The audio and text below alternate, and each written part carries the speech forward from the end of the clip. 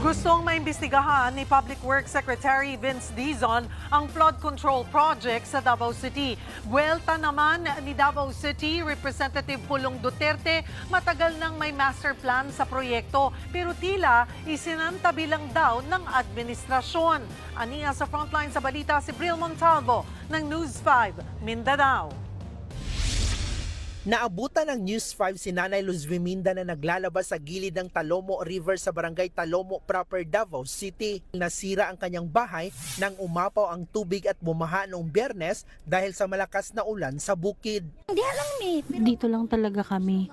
Ang gusto ko sana pataasan ng aming bahay kung magkakapera lang. Hindi talaga kami aalis kasi wala kaming ibang malilipatan kahit delikado. Si Christine naman na higit isang dekada nang nakatira sa gilid ng ilog, mapipilitan ng umalis dahil inalod ng rumaragas ang baha ang kanilang bahay. Wala talaga kami nasalba dahil nawasak talaga. Sa kapitbahay mo na kami nakatira ngayon habang naghahanap pa kami na marerentahang bahay. Hindi ito ang unang beses na binaha ang ilang lugar sa Davao City tuwing bumubuhos ang malakas na ulan. Para tugunan ang problema, nag-inspeksyon ang Public Works Department sa mga flood control projects sa lugar. Doon natuklasan na mahigit isang dekada nang walang dredging o paghuhukay sa ilalim ng ilog. Iniwan din daw na nakatiwangwang ang isang proyekto sa lugar. Ayon kay DPWH Secretary Vince Dizon, ilan lang yan sa dahilan kaya umaapaw ang ilog at nagkakaroon ng matinding pagbaha. Pero since 2019, wala nangyari dito. Hindi in-address. Kaya gagawa ako nagalit dito sa DE natin kahit na bago siya. Na talagang nagalit ako kasi meron na pagang pagpapataas nung dike doon, mga mas mataas ng 2 metro. Pero naputol. Hindi tinuloy-tuloy. So ang tanong ko, bakit? Hindi daw nila alam.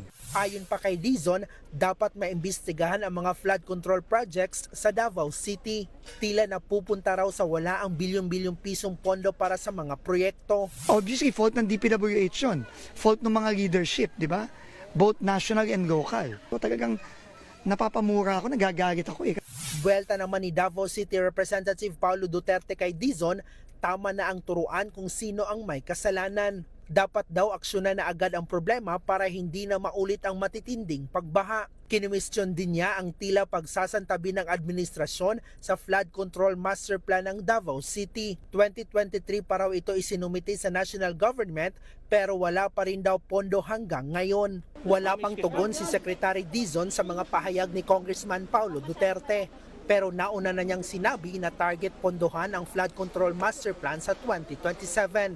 Isinasapinal pa raw ang disenyo at iba pang kinakailangang pag-aaral. Nagbabalita mula sa Frontline, Bril Montalvo, News 5, Mindanao.